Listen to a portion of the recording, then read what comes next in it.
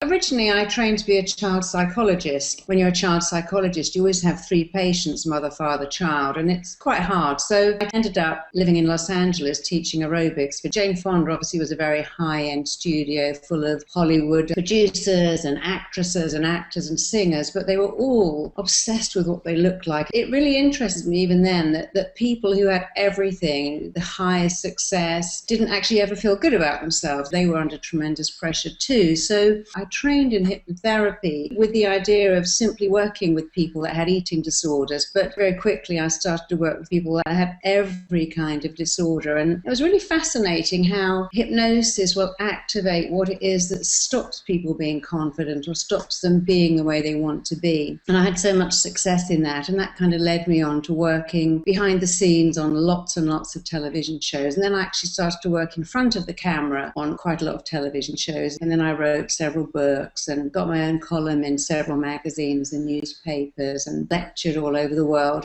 I see clients on a regular basis who have a lot of problems with sleeping, and that actually shouldn't be so, because we come onto the planet perfectly able to sleep. Babies sleep in noise, in light, they sleep sitting up, they sleep on someone's shoulder. They simply sleep when they're tired. We are all born with an ability to go to sleep. In fact, you don't have to go to sleep. When you're tired, sleep will come to you and it will stay with you. I've had patients who've been in sleep clinics who've tried everything. They've tried my method once and they've learned to sleep perfectly easily and for the rest of their lives. Confidence is really what you feel about yourself. You can all put on the bravado and go, I'm the greatest, I'm the best, but if you don't really believe that inside, it's kind of fake, so you might be able to blag your way through certain things. But when you have real confidence, the difference is you like yourself, you like who you are, you're not arrogant, your life isn't perfect, but when you really and truly like yourself, your life is much, much, much happier. And the other thing about confidence is you don't have the internal voice going, oh my God, you fucked that up, or oh, you did that wrong, or you're such an idiot. You stop all that and you're actually nice to yourself. Most of the people I work with on confidence want to be confident enough to ask for a pay rise, to get a better job, to go for an interview and to come across as the best person in the room. They want confidence to speak in public, to give a sales. But a lot of my clients are saying, I want to lose weight, but all my friends go out for pizza and they can't say, oh, excuse me, waiter, I don't want a pizza, I just want a salad, because they haven't got the confidence to draw attention to themselves and say, I don't want that. They can't say when everyone's ordering fish and chips, I just have fish without the batter on. And because you have to actually like yourself enough to say, I don't eat that kind of rubbish. Can you get me something else? And a lot of people just can't do that because they feel uncomfortable asking for different things. They feel uncomfortable sending food back. I mean, one of the things I do in my book is show people even how to get a discount, because when you like yourself, it's amazing what you can do. You can get money off, you can get upgraded, because you approach all of that with a very different air, which is not arrogance. It's a kind of quiet self-esteem that makes people like you and want to do things for you. So a client would come to me and go, oh, I'm not confident. I couldn't possibly,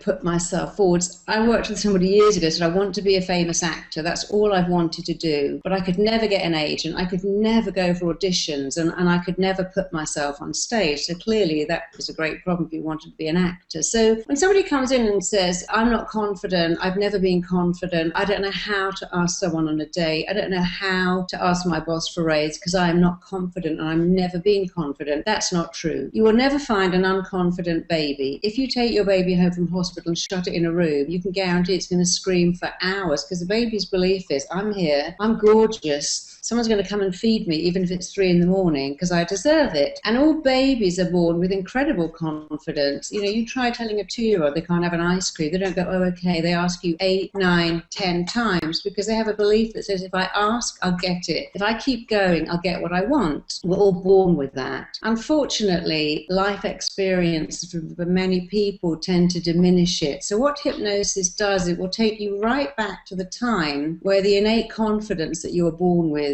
started to diminish, and it will show you what happened. Instead of people going, I've never had confidence, they go, oh, I see, right, when I was 2 or 3 or 4, that happened, and that made me feel that I shouldn't be confident. And once they've accessed that information, they can never again say, it's just me, I can't help it. So they go, oh yeah, I see, that happened, but now that's not me, and I can be confident all over again. Hypnosis is great because it shows you the little kind of journey you went on and where your confidence went, but it also shows you how to get get it back and keep it forever. For instance, you're reading in school and you want to read the word stomach and you say stomach and all the kids laugh at you, and then you think, I'm never going to speak in public again. The number one thing people want is to be comfortable with others, to be able to speak, to be able to give presentations. But for a lot of people, it's actually just going out on a date, being around people, not feeling inadequate. So that the number one things are getting away from this feeling of being inadequate, not putting yourself down, and being comfortable talking to all kinds of people. Because how the brain works, I mean, people think the brain is complicated. It's not. Your brain's number one job is to find out what causes you pain and then make sure you never, ever, ever go through that pain again. If you have to read in class and you try to read the word soiled and you say solid because you're nervous and all the kids laugh at you and you go bright red and then they laugh at you a bit more, your brain searches what's caused this pain, speaking in public, drawing attention to yourself. And then it goes, right, well, my job is to make sure you don't experience pain, so you're never going to speak in public again. You're never going to draw attention to yourself. And if you try to, I'm going to give you a massive panic attack, and that way you won't experience pain. So the brain does what it thinks you want, but of course it's not what you want at all. And so many people who want to speak in public just can't because they've had these negative experiences in their past. And it's very easy to get rid of them once you access that. Your brain always does what it thinks you want, but it's usually acting on information that is years and years old and is completely irrelevant. There's two things you can do that I promise will change your life. One is stop criticizing yourself. If you just imagined you're walking around with a little tape recorder listening to yourself, and the minute you get up, you look at them and go, oh God, I look terrible today. I look awful. This outfit looks horrible on me. I've gained weight. And then they go to work and go, oh God, I forgot to charge the phone. I'm such an idiot. Then they come home and go, oh, I've ruined that thing now. I put too much salt in it. And if you imagine if you spoke to your best friend like, you look awful in the outfit, you're a complete idiot because you forgot to charge your phone. You've ruined the thing you're cooking. You're never going to get there on time. You're a twit because you came out without the map. If you spoke to your friend like that, they wouldn't be your friend for very long. I mean, I like my friend. I would never say to her, you're such a stupid cow, because I like her. And if I wouldn't say that to my friend, why would I say that to myself? Be your own friend. Listen to how you talk to yourself. And then just change it. Instead of saying, I'm such a moron because I went out with that direction, go, yeah, I did. I went out with that directions, but I won't do that again. Next time I'll remember. And if you go out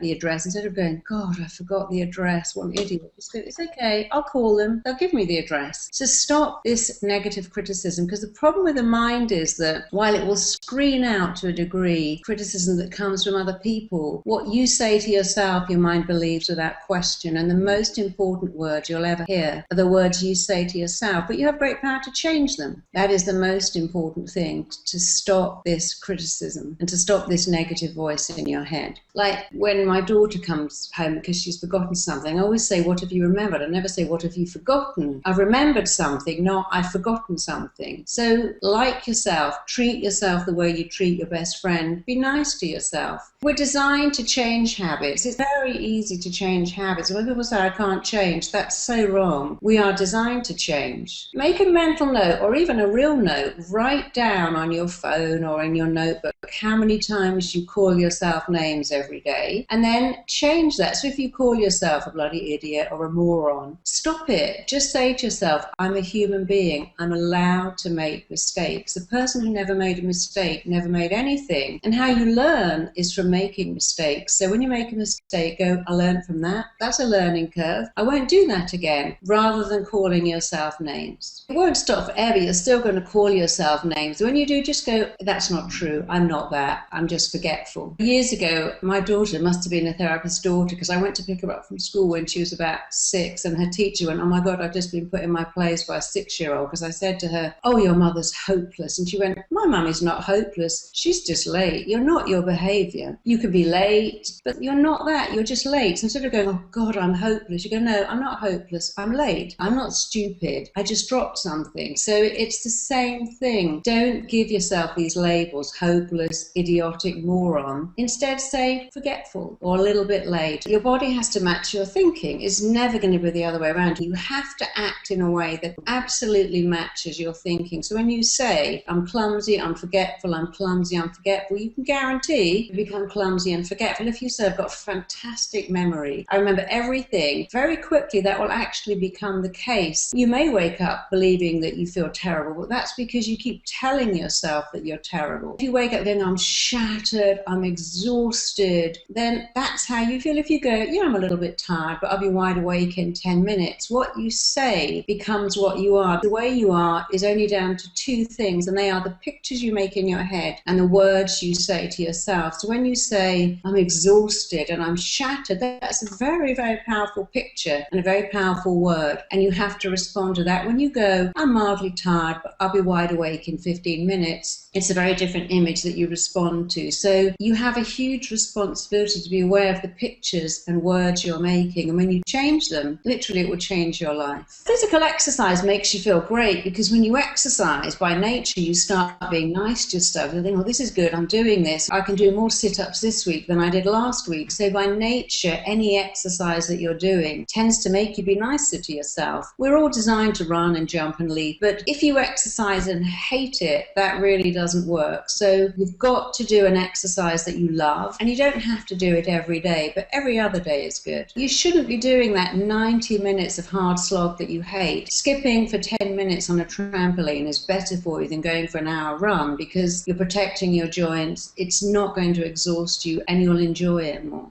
Don't criticize yourself is number one, and don't let in negative criticism from other people is number two. One of the most important things is not to let negative criticism in. So when someone says to you, you look dreadful in that, what you should say is, oh, thanks for sharing. But you don't have to let that in. Very happy people by nature are benevolent, and very miserable people are quite critical. So when people are happy, they don't say mean things. And when people are unhappy, it's like a pecking order. A miserable person wants you to be miserable, then they feel equal. So they will often say things to put you down. And it's very important to not let that in. So if someone says something really mean or spiteful or cruel, you can either say to them, gosh, you don't like yourself very much, do you? Or you must be having a really bad day to be like this. Say to them, you know what? Critical people have the most criticism reserved for themselves. And I've sort of realized that everything you say to me is actually what you feel about you. And if you keep telling them, oh, you're showing me again how dissatisfied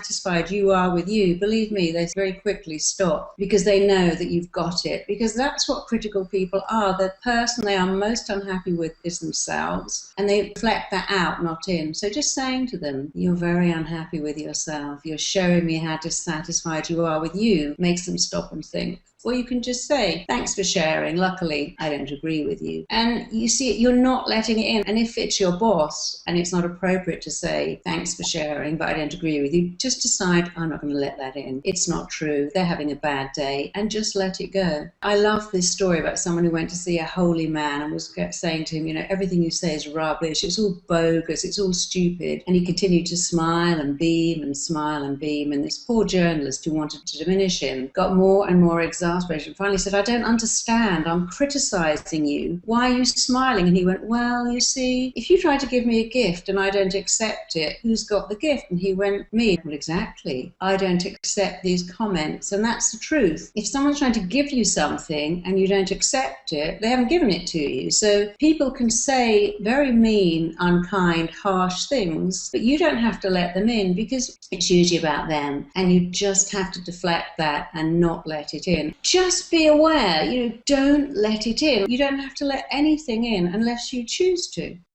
So if you want a reduction on a price, you must never ask a question that someone can say no to. So you don't say, can I have a discount? Because they say no. You don't say, can you reduce this? Because they say no. You say, what's the best price you can give me on this? You have to always ask people a question they can't say no to. How much are you going to take off for this? What are you going to give me in addition when I buy this? And if they go, well, we can't reduce it, go, that's fine, but what can you give me? Can you give me an extended warranty? You kind of ask people questions that they have to say yes to. to. It takes self-esteem to do that, but when you do it the first time, you probably feel really nervous and worried, but when they actually do it, you think, wow, that worked. And then you feel more comfortable doing it again and again and again. It's like guys asking girls out. First time it's really nerve-wracking, but they say yes, they think, oh good, they said yes, I'll ask another girl out. And it becomes easy because the more you do it, the easier it is. The easier it is, the more you do it. But don't ask questions that people can say no to. So if you want a pay rise and you say to your boss, you know, I've been looking at what someone doing my job for this amount of years gets paid, and I don't get paid that, so what can I do to get that pay? They can't say no to that. And even if they say, look, we can't pay you this much at the moment, you go, that's okay. What can you do? Can you give me extra holidays? Can you give me perks? Ask a question in a different way, because when you stop hearing the word no, it grows your confidence again, because you're learning great negotiating skills, which start by never asking a question that someone would say no to. Every time you get up, I want you to say out loud, I am enough. Say it when you clean your teeth, say it when you're in the shower, because if you link that to teeth cleaning and showering when there's nothing else you can do, you say it all the time. The number one reason people have issues is they don't feel enough. They don't feel pretty enough, smart enough, talented enough, rich enough. As we get older, we do that. Oh, I've got cellulite, I'm not a size 6, I haven't got a designer wardrobe, therefore I'm not enough. And that isn't true. So every day, say many times, I am enough. And very quickly you'll start to feel that. And then when you say to yourself things like, yeah, but I'm not enough because I don't earn X amount, you just go, well, that's true, but I'm still enough. I haven't got a designer wardrobe, I'm still enough. I haven't got a posh car, I'm still enough. You sort of run out of objections, then your mind goes, you know what, you say this so much, it must be true, and then it lets it in. But keep doing it even after you've let it in. Say it 10 times in the morning and 10 times at night, and that's fine. That's all you have to do. And if you're going for an interview or going on an important date or about to meet someone really hot, just keep saying again, I'm enough, I'm enough, I'm enough. Because when you know that you're enough, nobody can ever make you feel less than them. That is the most important thing in the world, to know that you're enough. And we all are enough, more than enough. The reason why I'm enough is so powerful is that, you know, any psychiatrist will tell you that the common denominator of people's emotional issues come from not feeling enough. If you came in with your problem and it's like an onion and you're peeling away the layers of, you know, I don't feel pretty enough, I keep eating cake and cookies, I don't ever get to go to the gym, or I don't ever seem to reach my potential. Whatever problems people come in with, the real crux of all their problems is they don't feel enough. They don't think they're good enough or lovable enough or smart enough or interesting enough. That is a modern problem we have, that most people don't feel enough. And if you look at Marilyn Monroe or Princess Diana or Amy Winehouse or Philip Seymour Hoffman, there's so many people who had everything. What they also had was this belief that I'm not enough. Michael Jackson was the same. We see so many people who have everything. We see so many people who are beautiful and depressed. You can look at Britney Spears when she started to shave off all her hair. You can look at people in the music business and see, oh, there's something not quite right here, because when you go into that world, you always have to be thinner, prettier, better,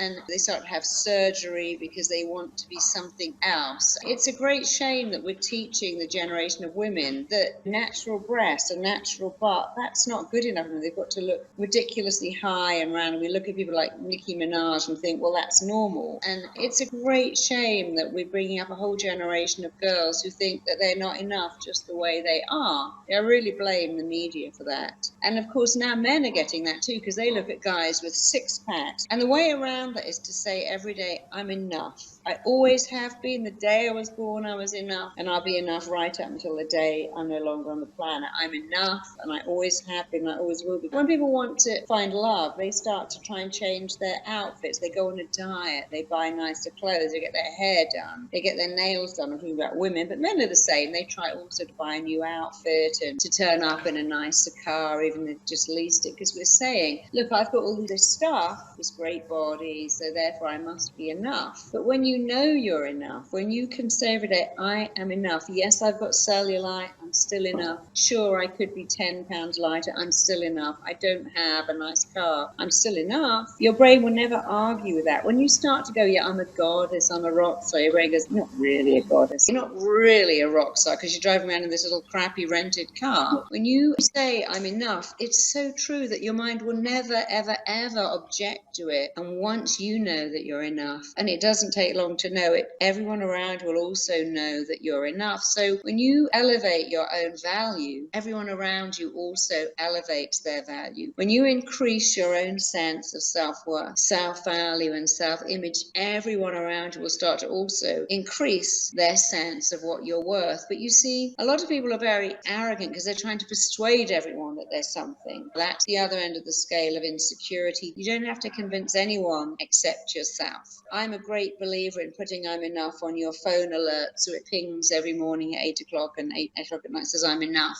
Write it on your mirror in huge lipstick letters. Put it on your screensaver and say it to yourself. I'm a great believer that when you're cleaning your teeth or having a shower, that's the time when you go, I'm enough, I'm enough, I'm enough. Because what else are you going to do when you're in the shower? You know, that's a good time to link in a behavior. And as you start to say it, your mind will start to very, very quickly believe it. And then you will start to feel it. So it's really important to tell yourself that you're enough on a regular basis so that your mind really, really gets it and lets it in. And then you can have anything you want, but it really starts with knowing that you're enough. And if you don't know you're enough, no one else will know it. And if you want love, you know, the thing you have to believe is that you're lovable. Getting a new outfit to believe you're lovable is very superficial, but saying I'm enough, I'm lovable, I'm great will make the person you're dating also believe that. And in a professional capacity, if you say that at work, your colleague, your boss, your clients, your customers will also start to believe that too. But until you believe that you're enough, no one else is going to believe it if you don't believe it. You know, Muhammad Ali, he was the best example of that ever. He said, you know what? I said I was the greatest before I even knew I was, and then, wow, something really weird happened. I became the greatest. He would go into the ring going, I'm the greatest, because he wanted really to defeat his opponents, but because he said it so much. And he never said it with arrogance. He said it in an interesting way that made us all love him for it. And no one said, wow, that Muhammad Ali is arrogant. No, he's the greatest. That's what he is. He said it, and we believed it. And it's very important that we understand that what we say about ourselves is an energy, and the energy goes out into the world, and people match and return what you think about you. Of course, you know, there's that arrogance of I'm brilliant me, I'm great me, but we know that it's not real, and so we don't believe that. And then we get other people who are very self-effacing and modest, but what you really believe about yourself to be true, people will pick up. That's good news. But the other good news is that you can choose every day what to believe about yourself. And why would you ever think you're not enough? There isn't a baby on the planet who isn't born knowing they're enough. So you've got to tell yourself you're enough. And because you came onto the planet with that belief, all you're doing is reactivating and regenerating something you were born with anyway. It's nothing unusual, just getting back something that really is your birthright.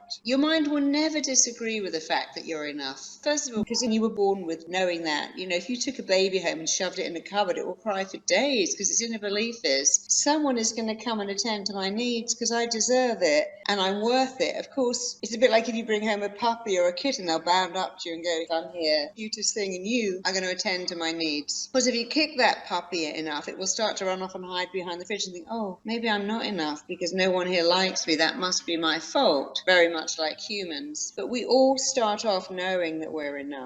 And so repeating that every day is such an easy thing because your mind will never object to it. It will never argue with it. It will never resist it. And no one else will ever go, no, you're not enough. But the other great thing is it's not a competitive thing. You're not saying I'm enough, but they're not. What you're saying is I'm equal to everyone in the world and everyone is equal to me. So I can go to my boss and ask for promotion because I'm good enough. I can go to my boss and instead of begging and pleading for a pay rise, I can go, look, you know, I'm putting in these hours, I'm doing this, and I really deserve it, and I'm worth it. Because when you elevate your sense of self-worth, and it's real, it's genuine, it's authentic, people around you really get that thing of, yeah, you are worth it, and you do deserve it. When people are stuck in a job they don't like and they're not getting the salary they think they should get, they usually have an inner belief which is, I'm not worth more, I don't deserve more, I can't ask for more. And it's always interesting to find out, where does that come from? Where did you ever get that belief that you're not good enough, smart enough, pretty enough? You know, usually it's come from someone else. It's very rarely come from you. And so I tend to go back and have a look at that, because all babies come on the planet with the same belief. I'm here, I'm gorgeous, someone's going to come and take care of my need. If you're stuck in a relationship that isn't working for you, if you're stuck in a career that isn't making your heart sing, if you haven't got what you want, it's because you're dialoguing with yourself very bad. Some people will say things like, my job's a nightmare, my career is stressing me out, this paperwork is driving me up the wall, or these kids are making me insane. You're telling your mind you don't want what you've got. Or for instance, if you want to have your own business and you say, well, I really want that, but you know, I'm going to have to put in all these hours, there's no sick pay, there's no holiday pay, I've got to work weekends. When you tell your mind that what you want is going to cause you pain, it will do everything to stop you getting it. So the way around that is you've got to say, I want it, I've chosen it, I want to put in the hours, I want to be up all night with a brand new baby having no sleep. The minute you can get your brain to not only see that you want it, but to link pleasure to it. If you look at how athletes work, athletes never go, yeah, I'm training Olympics, oh, it's so boring, or yeah, I'm training for the Olympics, it's so hard, it's so tough, I can't go out drinking with my friends. They have to tell their mind, I want it, want it, want it, want it, want it. And if you study any athletes, they're very disciplined, but they don't bitch and moan. They say, no, I like it, I love training, I like having this clean diet, I enjoy it, I love performing. They never go, oh my God, you know, going out stadium crowds is terrifying. They have to tell themselves better things. And of course, I work with a lot of Olympic athletes and royalty and rock stars. The ones that make it do the same thing. They constantly tell themselves, I want this, I've chosen this makes me feel good, I like putting in the hours, I like what I have to do, it makes me happy. Because your brain's job is to come up with resistance to anything you tell it you don't want to do. And when you go, I want it, in the same way that junkies go, I want to stick a needle in my arm, they don't go, oh, it might hurt me, they link pleasure to it. And you get to choose every day what to link pleasure to. And you have to learn to link pleasure to where you want to go, because if you link pain to it, you're not going to get there. Your brain believes everything you tell it. Your brain doesn't care if what you tell it is right or wrong, good or bad, healthy or unhealthy. It believes it. So you might as well tell it great things. If you put your hand up to your mouth and go, I'm eating a lemon, I'm eating a lemon, I'm eating a lemon, you make your mind believe you're eating a lemon. If you can make your mind believe you're eating a lemon just by the words you say, then you realize you have a choice every day. Use amazing words and get amazing results, or use negative words and get negative results. And when you have a brilliant brain, which everyone has, you have a choice. Rationalize why you feel so terrible, or talk yourself out of it. It's much better. Talk yourself out of it. I want it and I'm prepared to do whatever it takes. I'm even going to enjoy it. And then you'll enjoy it. We have choices every minute of every day. And you've got to make the right choices.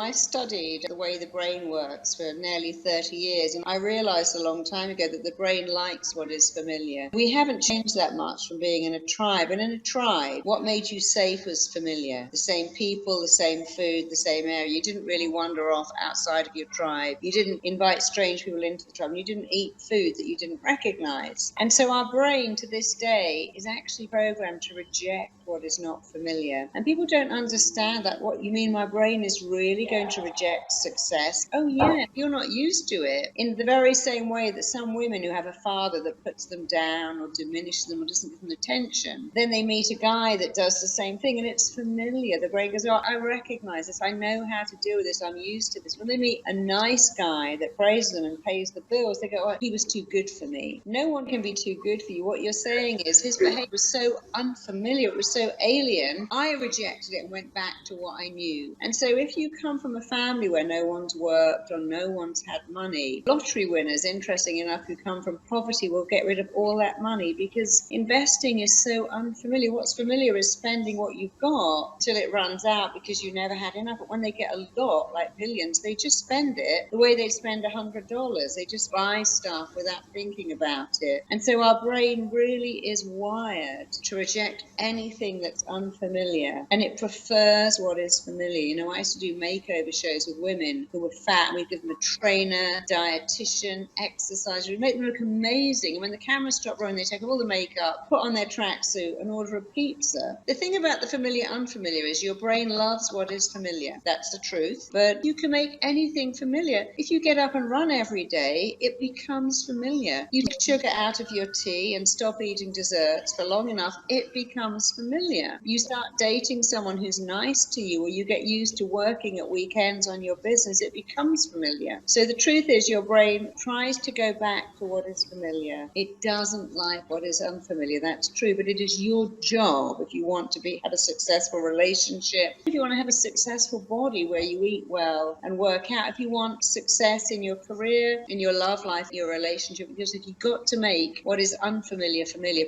praise yourself. That's a great thing to make familiar. But look at what you want in your life and decide to make it familiar starting right now. Praise yourself, tell yourself you're good, believe that you're ambitious and dedicated, and any familiar stuff that you don't like procrastinating, putting yourself down, oh, it's too hard, it's too difficult, it's too boring, make that unfamiliar. You can choose every day, and there isn't that much difference in people who are really successful and who aren't, except the ones who are successful. They take full responsibility every day for the pictures they make in their head, for the words they say to themselves, and they make positive stuff familiar. And eventually anything that you do enough, it stops being what you do and it becomes who you are. So many of us never allow it to become who we are. We think it's work, and so we just give up instead of realizing that if you do something enough, you start to love it. It's like running, it's like going to the gym. First it's boring, then it's hard, but if you keep going, you eventually start to love it. Pick one area, look at something in your life that's familiar and just start to work. I think I'm going to make that unfamiliar and I'm going to make opposite of that familiar, and take on an athlete's attitude to it so it becomes easier. And it absolutely will work, but you have to stick at it. You know, if you have tea with 4 sugars and you take those 4 sugars out, it tastes horrible. And then after a few weeks you think, oh my God, did I really drink that every day? It's disgusting, because anything that you do becomes familiar and anything you stop becomes unfamiliar. But the biggest thing to make familiar is praising yourself, and the biggest thing to make unfamiliar is criticizing yourself, diminishing yourself.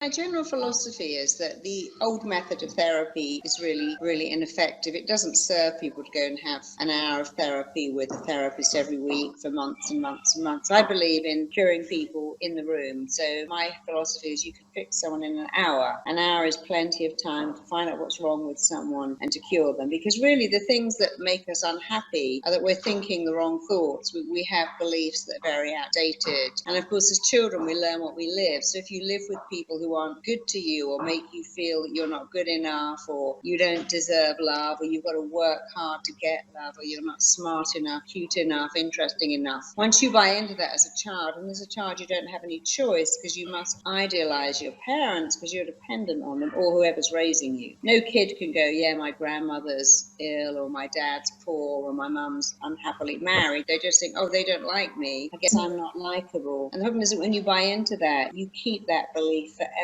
unless you get to see a great therapist who can in minutes undo all of that and make you realize that you are way more than enough. I kind of free people from negative beliefs, but it's much more than that. A lot of people try and work out what I do, and they always say you give people freedom, and I do. I free people from all their issues and make them feel great about themselves. Science has proven that something happens in the brain when you use hypnosis. When you use my kind of transformational hypnosis, something magical happens in the brain. The brain changes during hypnosis in a way that it cannot change out of hypnosis. Now, that doesn't mean I'm going to install anything in you that's scary, because, of course, I can only make you do what you want to do. Hypnosis is absolutely safe. It's actually mentioned in the Bible. In the Bible, it says you will be transformed in the blinking of an eye, which is a form of hypnosis. I've never had once anyone claim on my insurance, touch wood. I've never had to use it. I've never had any situation that's been dangerous. The only thing people ever say to me on a regular basis is, wow, I've learnt more in an hour with you than 10 years with my regular therapist, and I wish I'd known this years ago.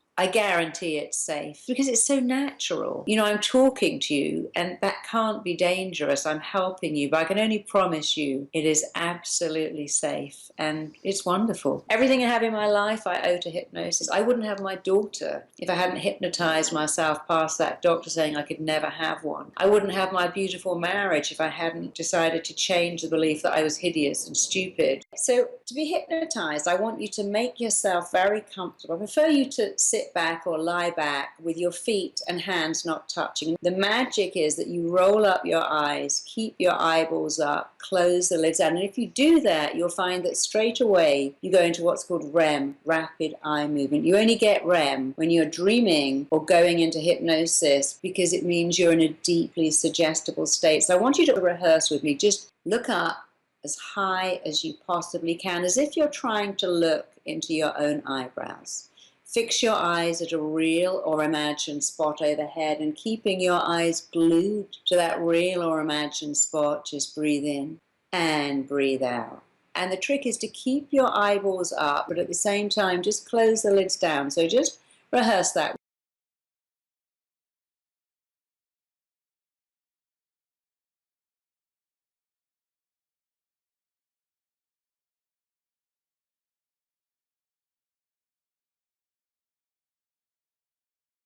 Just make yourself comfortable. You're lying in your bed. Your feet are not quite touching. Preferably lie with your hands also not touching and your palms facing upwards, and even though it may be dark, I want you to roll up your eyes as if you're trying to look into your own eyebrows. And just fix your eyes at a real or imagined spot overhead. And just for a few seconds, I want you to keep your eyes glued to that real or imagined spot and just breathe in and breathe out. And keeping your eyeballs rolled up again, just breathe in and breathe out. And just one more time, breathe in, keeping your eyeballs right up. Just close your eyelids right down. And just allow a drifting, floating feeling to develop in your body. You don't need to do anything. You can just allow that drifting, floating feeling to continue whenever we sleep. Our eyeballs roll up, and just rolling up your eyeballs while closing down the lids is taking your body to a place where sleep is coming to you. And after a while, you can let your eyeballs go wherever they want to. It's only important to roll them up initially, and you've done that. So now I want you to simply imagine that you're looking down 10 steps, and you can drop your chin just a fraction. So you get that same looking down feeling that you might get as you look over a balcony. Or down a flight of stairs, you are looking down 10 steps, and right now, you're moving on to step 10 as each muscle, every nerve turns loose, lets loose, and you go deeper. You're taking step 9 and 8, and you can see your feet, hear your feet, feel your feet treading each step. As you move down, drift down, travel down to an even deeper level. You're taking step 7, you are going deeper into an awareness of yourself. You are taking step 6, drifting way down deep. You're taking step 5, going even deeper. You're taking step 4. As each muscle, every nerve turns loose, lets loose, and you go deeper. You're taking step 3 and 2 as you gently, calmly, easily move on over to an even deeper level. You're taking step 1, just sleep deeply. And when I say sleep, this is a sleep of the nervous system. You are moving into a sleep of the nervous system, which is going to easily carry you into a deep sleep that will take you right through the night into the morning. There is nowhere for you to go. You don't need to go to sleep as you listen to this CD, as you hear my voice. Sleep is coming to you. It is descending upon you. You came onto the planet as a baby and you could sleep anywhere, in light, in dark, in noise, sitting up, lying down, in someone's arms. And even as I speak, your brilliant subconscious mind is remembering how perfectly you slept as a baby, as a toddler, as a child. And as your brilliant subconscious mind remembers all of that, it is literally recreating it. While your subconscious mind remembers how easy it is for you to sleep. While your subconscious mind remembers and recreates that, your conscious mind is forgetting everything else you are remembering, everything that you need to remember. And you are forgetting everything that you need to forget. You are remembering that you came onto the planet able to sleep perfectly. Sleep is a skill that you were born with, that you are so easily regaining with practice. So I want you to imagine right now that you are simply looking down at your feet. You're looking at your toes, and you are looking right through your toes to the muscles. And in your imagination, you are tracing those muscles back into the ball of your foot, back into the arch, way back into the heel. And in your imagination, you are turning the muscles in your feet completely loose.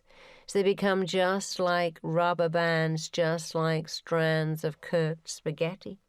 As the muscles in your feet relax and become heavy and let go, you are letting your mind relax too. You are drifting off to an easy feeling of deep relaxation. That feeling of deep muscular relaxation is moving from the soles of your feet up into your ankles, up into your calves. Your calf muscles are becoming so absolutely heavy. And as the muscles in your legs relax, you are letting your mind relax too, just the way it relaxes each night when you are sleeping. That feeling of deep, muscular, heavy relaxation is moving from your calves to your knees. It is moving into the long thigh muscles. It's moving into the hips. It is moving into the solar plexus, the center of nervous energy. Every muscle in your body is relaxing and letting go. And as the muscles in your body relax, your mind is relaxing too. And you are going deeper into a kind of slumber. You are drifting and letting go.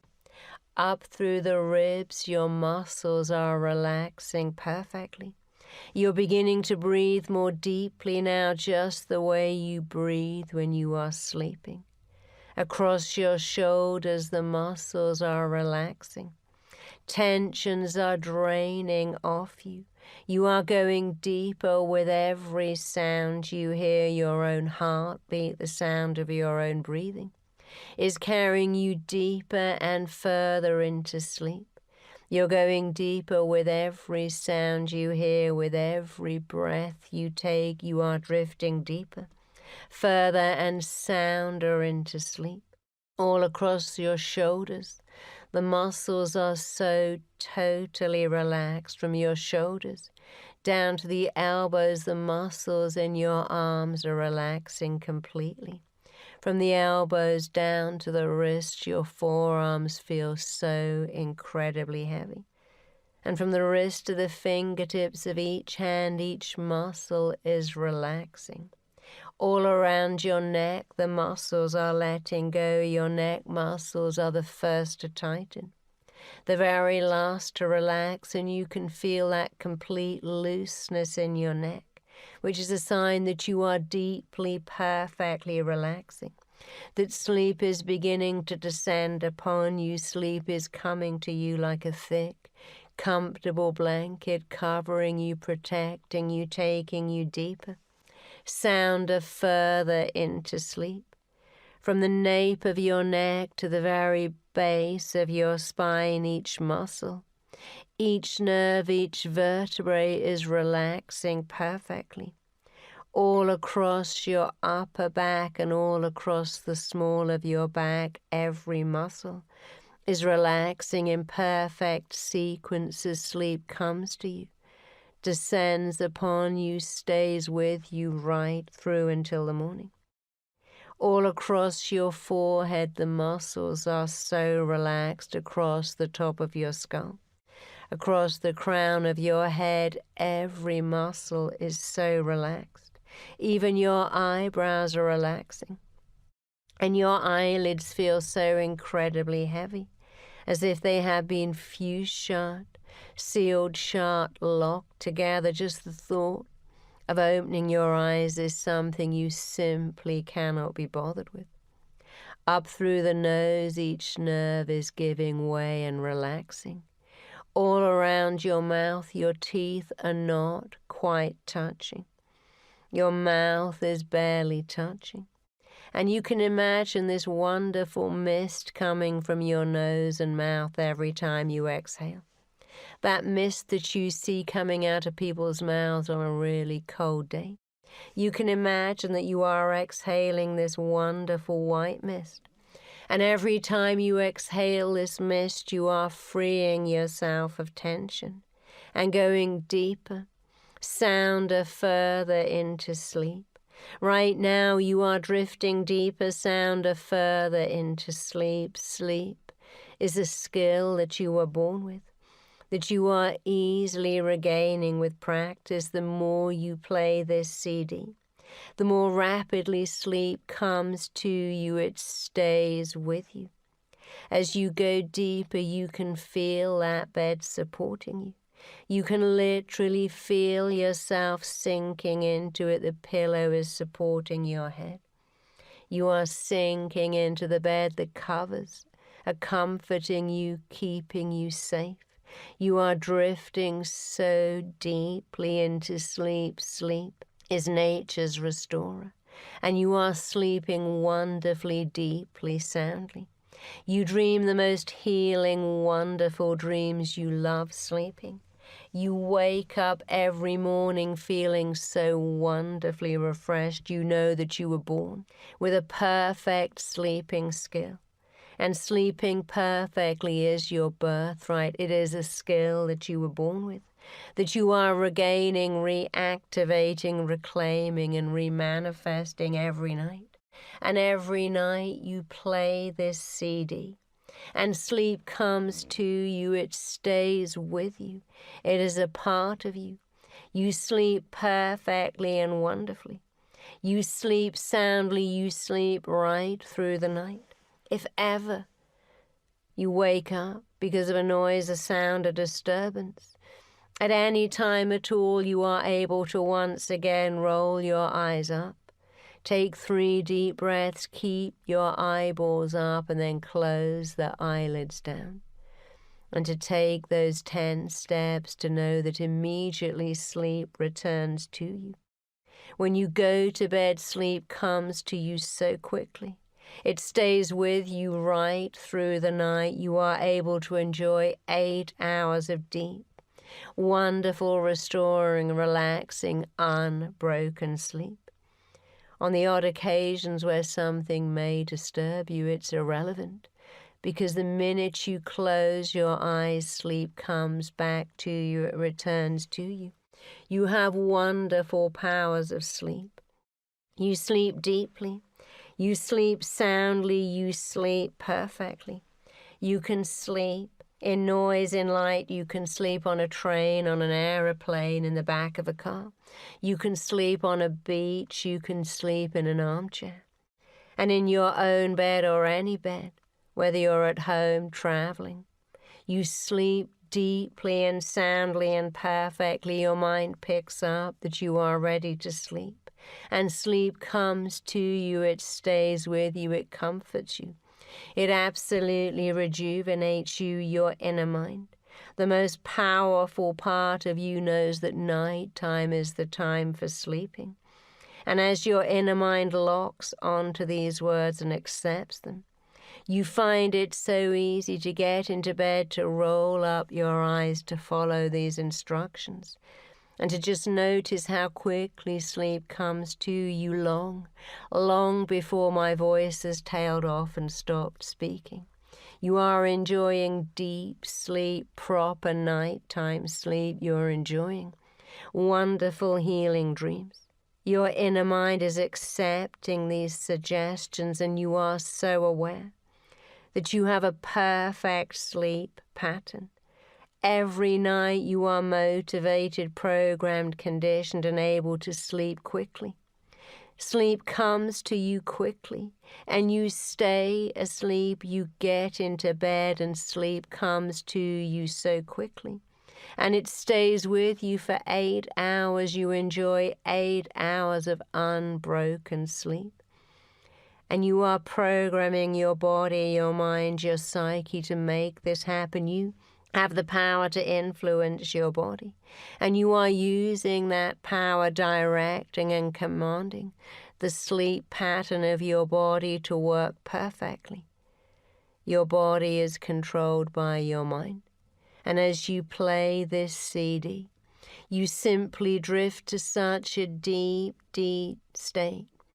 As you play this recording, you drift to such a deep place. Your body is controlled by a network of intelligence which is influenced by your own mind. You play this recording at night and you go to such a deep place where you are changing sleep patterns for the better. You're activating within yourself the most perfect, deep sleep patterns that are a part of you. You're developing perfect patterns of sleeping quickly, sleeping deeply, sleeping right through until your required wake-up time in the morning. And when you wake up at your required wake-up time in the morning, you feel so refreshed, so rejuvenated. You go to bed every night certain that sleep will come to you and stay with you so quickly, and it always does. And you wake up every morning feeling the benefits of a wonderful night's sleep, knowing that you will feel that the next night and every night, because you have regained, reactivated, re-manifested in yourself perfect sleep patterns. You accept that you are able to sleep perfectly. You are communicating with this. Using this CD, you are communicating with the intelligence of every cell of your body. You are directing sleep to come to you. Your body is designed to sleep at night. Your body relaxes, your mind unwinds. Your mind unwinds and your body relaxes. And you are communicating with your sleep pattern, with the intelligence within you that knows when to sleep. And you are directing your body to sleep perfectly, deeply, and soundly. And your body is responding to you as you direct it, command it, instruct it, to give you the perfect sleep habit that you were born with. When you were little, you slept perfectly, and you are activating this memory. You are improving your sleeping perfectly right now, just by thinking of it. Every night you think of sleep coming to you, staying with you.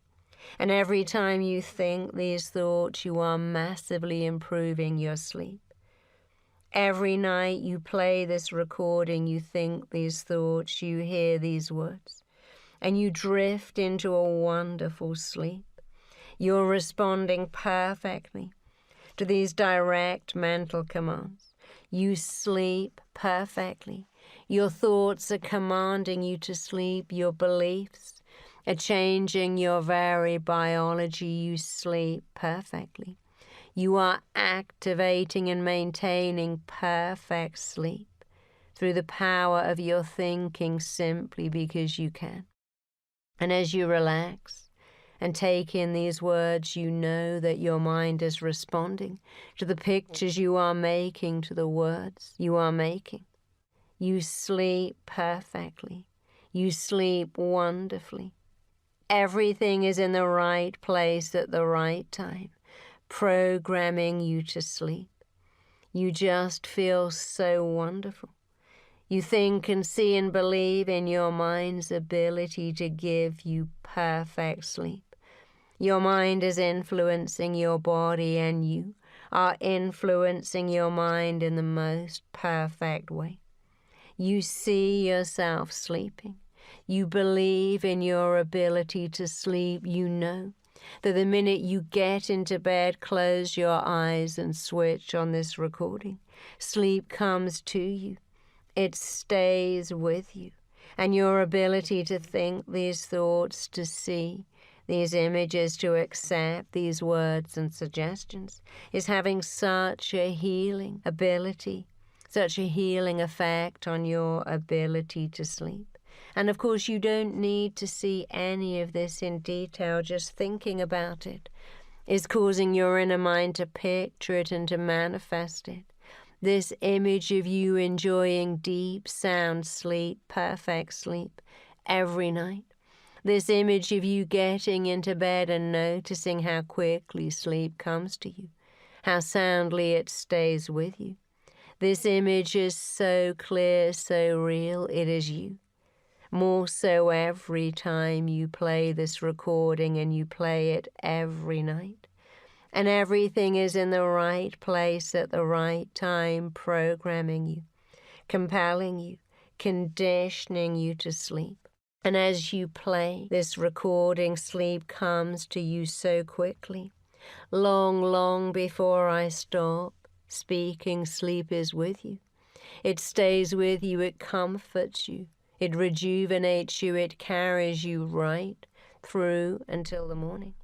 And now, as my voice simply tails away, you are beginning to dream the most wonderful healing dreams. Sleep is staying with you. As I stop speaking, you continue sleeping. You sleep right through until the morning. You sleep until your required wake-up time in the morning. You sleep through the night feeling wonderful, feeling restored. And you are doing that right now.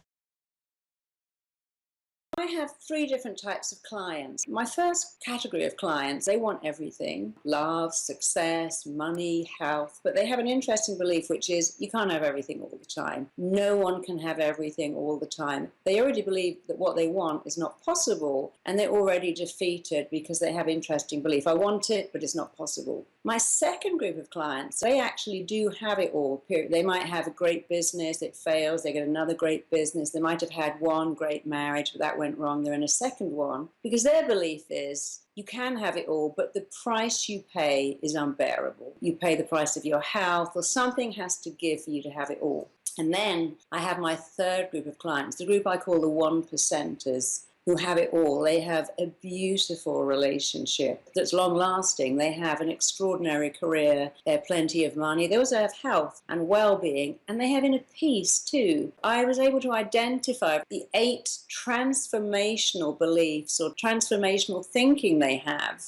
Changing people is actually, I find, incredibly easy. If you pick up these 8 transformational tools and use them, it will make your life extraordinary. And what I do is I install incredible empowering beliefs in people. But first, I take out all the old stuff. I remove all the negative beliefs, all the limiting stuff. And when it's gone, your mind is so receptive to the new stuff. But I don't think you can keep putting in new stuff while the old stuff is there, because here's a rule of the mind. It really is a rule. Your mind cannot hold conflicting beliefs. That is a rule of the mind. Science has proven it. To let in new beliefs, you've got to first get rid of the old beliefs. You can't fix what you don't understand. And you can't heal what you don't understand. And so many of my patients come in and go, I don't know why I do that. I guess I'm just damaged. I have no idea why I mess up all the time. I guess that's just me. After today, when you can go, oh, actually, I know exactly why I do that. And guess what? I don't need to do it ever again. Now your life is transformed. It's liberating and freeing. Here's the thing. First you make your beliefs, and then your beliefs make you, and then you go out into the world, and guess what the world does? It matches what you believe. But the problem is that we are acting off beliefs that someone else gave us when we were tiny. And of course, the mind can't hold conflicting beliefs. So believing and longing for a wonderful relationship, an extraordinary career, while having this belief that actually no one in our family's ever made anything, we're not that bright, or we're just blue-collar workers here. So now you have one belief that will cancel out the other belief. And you've got to be very careful to make extraordinary beliefs. You want an extraordinary life? Make extraordinary beliefs. I've looked at my clients who've got everything, and I do have some clients who have everything. They have masses of money, they have a beautiful relationship with their partner, they have health and wealth, and they have a good relationship with themselves. They go to the gym, they eat well, they put themselves first. And what I noticed about those people is that they have a couple of things they do that other people don't do. So I studied people who've got everything, and then I started to teach my other clients who haven't got everything how to have everything. And then I made this program called the Uncompromised Life, and it really is about how to have a phenomenal business that pays really well. It's about how to attract an amazing relationship that lasts forever, and how to be a great parent should you decide in that relationship you want children. It's also about how to have the stuff you want: a really great physical health, emotional health, well-being, peace, great body, a great attitude to what you eat and how you take care of yourself, and to really like yourself, have peace, and want to share it with other people. Each week there's a different lesson out of all those things, and each lesson is kind of layering onto the next one, and each week there's a hypnosis, there's a hypnotic audio to listen to. I am getting extraordinary feedback. Somebody was saying that she listened to the recording and she said, the next day I didn't know what I was feeling, and then I suddenly realized I was feeling love, like so much love for myself. Someone else came on and said she had these terrible sweaty palms. She's actually had her sweat glands clamped, and it's just stopped. People are reporting astonishing breakthroughs in their physical health, in their emotional health, in their careers. In fact, one woman, that was so sweet, she hadn't got any money and she really wanted to go to AFES, and she listened to this first day of this program, and she suddenly got this $90,000 commission a week later. As an artist, I haven't had any money for a year. I kept doing what you told me to do about manifesting, and she said, I've got the money now to go to AFES. It's like a miracle. It's an amazing program. I've been known for getting phenomenal results with my clients in one session. I'm known for that. Therapists send me the clients they can't get. Doctors and psychiatrists send me the clients they can't cure. And I'm known for taking the most difficult person and turning them around in an hour. People who've got everything have maybe 5 habits that people don't have. And then they have a few interesting little thought habits that people who don't succeed don't have. So I started teaching my clients who haven't got everything the habits and the thoughts of my clients who have. And I wasn't actually that surprised to see how quickly they got everything, because I did it to myself and noticed how incredibly successful I became when I just did these few little things. And what I love the most about these little things is that tiny little adjustments that have results that have all proportion the effort you put in, because we're all working. Nobody wants to go, yeah, I've got this program, I've got to read a book every night, write 100 goals in a folder every night, listen to 8 CDs. I mean, nobody's got time for that, including me. An Uncompromised Life will change you while you're listening to the program. It's a bit different because it's a kind of like a lesson. I'm not teaching, that's really boring. I'm engaging with you and showing you stuff and telling you stuff and doing some fun little things with you. And then you have an audio download to listen to every week, and just a tiny little bit of written work. So Uncompromised Life is probably the best work I've ever done. My hypnosis is what I call commanding hypnosis. It's very direct, it's very compelling, it's very transforming. And so I do a lot of transformational hypnosis where you go back and you look at, where did that belief come from? Why do I do that? And when you understand, especially in hypnosis, kind of do the next bit, which is free you from it, so that you can really take on a winning attitude, a winning belief system, a winning mentality. It isn't even what you do within weeks. It actually is who you are. So this is not about what you do, it's who you become. People say to me when I go to school reunions, oh my God, you're so different. You're that insecure, self-conscious girl, which I was, so insecure, so self-conscious. I could never imagine I'd do this. And they said, what do you do? I'm like, yeah, but it's not what I do. It's just who I've become. I made some changes, and then I became those changes. I've now. It's who I am, and it's who you're going to be. So I really hope you come on board. I have a great belief that these 1%ers belong to a club, and if you want to join that club, these are the membership dues. You don't have to pay any money. You have to pick up a few new habits of thought, belief, and action, and then you join that club of people who've got everything, are really happy, and share with other people and make them really happy too. So come on board. It's a great place to be. Every thought you think has a physical reaction. When men see a very sexual image, they have a very physical reaction to a thought. When we see pictures of food on screen, we start to create digestive enzymes. So we know that every thought you think has a physical reaction and an emotional response. And we know now, for instance, in England, when doctors are performing surgery, they're not allowed to say anything like, oh, this is a nightmare, or this is a disaster. They can't say it because they know that even under anesthesia, the mind picks up stuff. You know, we know that children pick up stuff, and the mind is rather like a child. It just believes everything it hears. So it's very important to make sure your mind hears extraordinary things and believes them, and then you can have an extraordinary life because you have a choice. When you have a brilliant brain, here's your choice. Rationalize why you feel so bad, or talk yourself out of it. I'm going to show you how to talk yourself out of it so effectively that it isn't even what you do, it's who you are. It will change your life.